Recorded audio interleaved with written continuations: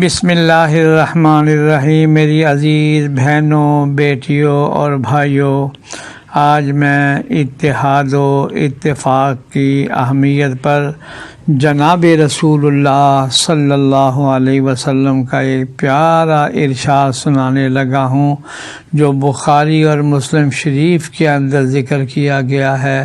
حقیقت حال یہ ہے کہ اگر ہم اس حدیث پر عمل کر لیں تو ہمارے گھر، ہمارا محلہ، ہمارا شہر راحت، چین اور سکون میں آ جائے۔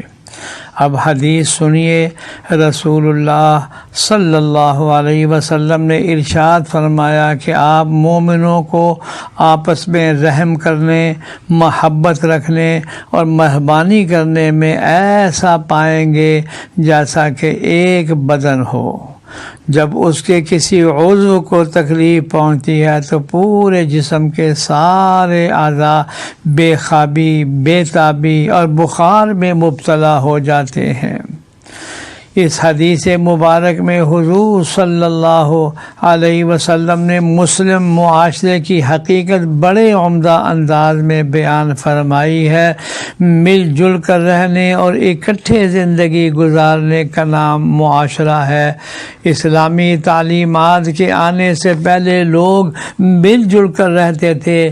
زمین کے مختلف حصوں میں لوگ مختلف طریقوں سے زندگی گزارا کرتے تھے، لیکن حضور صلی اللہ علیہ وسلم نے امت مسلمہ کو مسلم معاشرہ کی ایسی خصوصیات عطا فرمائی کہ جن سے انسان کو محض اپنے زندہ رہنے کے لیے ہی نہیں بلکہ اپنی زندگی کے ساتھ ساتھ دوسروں کی زندگی میں مکمل طور پر شریک ہونے کی تعلیم دی جا رہی ہے۔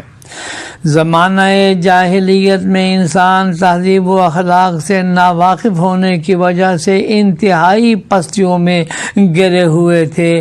اسلام کا ان پر احسان عظیم ہے کہ مختصر عرصے میں وہی لوگ تہذیب و تمدن کے بلند پایہ معیار پر نظر آنے لگے اور ان کا معاشرہ دنیا بھر کے لیے عملی نمونہ بن گیا۔ وہ مسلمان جس نئے ملک میں قدم رکھتے وہاں کے لوگ ان کی معاشرتی عملی زندگی سے اس قدر متاثر ہوتے کہ اسلام قبول کر لیتے۔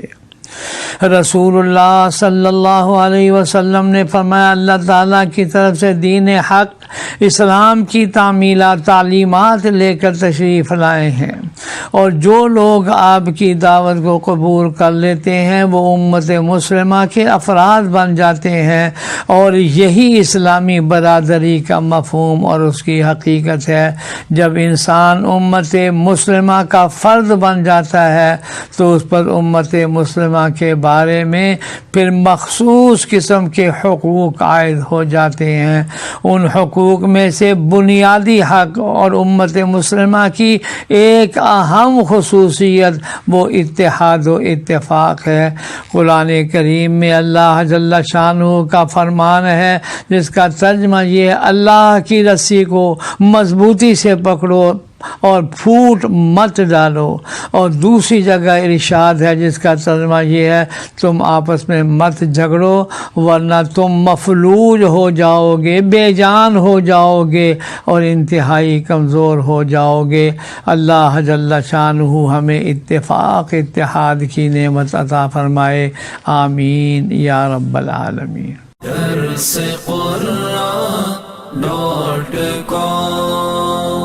www.darsequran.com